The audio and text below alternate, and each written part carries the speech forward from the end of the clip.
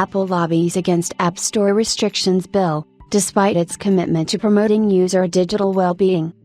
While Apple is dedicated to working on new ways to combat smartphone addiction by introducing features such as screen time, focus mode, and other advancements that allow to cap the usage of apps, it has also ironically been actively lobbying regulators to limit the requirements placed on iPhone and the App Store. The dual approach is receiving a mixed reaction as the tech community seems to be confused about the active work on users' digital well-being and simultaneously focusing on gaining more control over its ecosystem. Apple is said to be spending millions to shape regulations that impose restrictions on the iPhone and App Store. Apple is focused on bringing more features oriented toward user health by controlling smartphone addiction and usage. Now, its mixed stance is leaving users confused, as it appears the company is contradicting its own initiatives.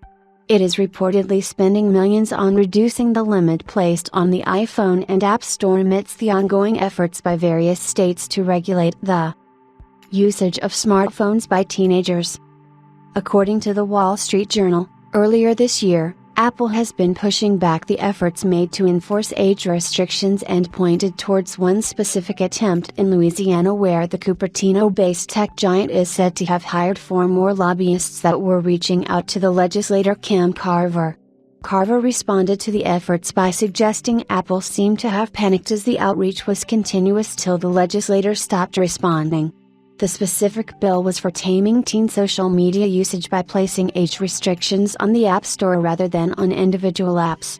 The report further stated that Carver was adamant about having the social media platforms carry out their responsibility as well, but was convinced by a Meta lobbyist to have the App Store instead carry out the restrictions and allow parents to control the age limitation aspect in a single place.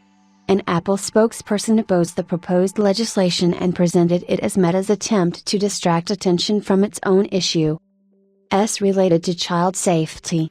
The spokesperson claimed that Apple does provide parents with control over their app usage and allows them to restrict it, but if this information is shared with third-party apps, it compromises privacy standards. Legislators were said to be under a lot of pressure, which is why the bill did not include the requirement for the App Store for now, but it might be proposed again in another session. Companies are facing intense pressure to sustain digital well-being of users while growing and sustaining their business.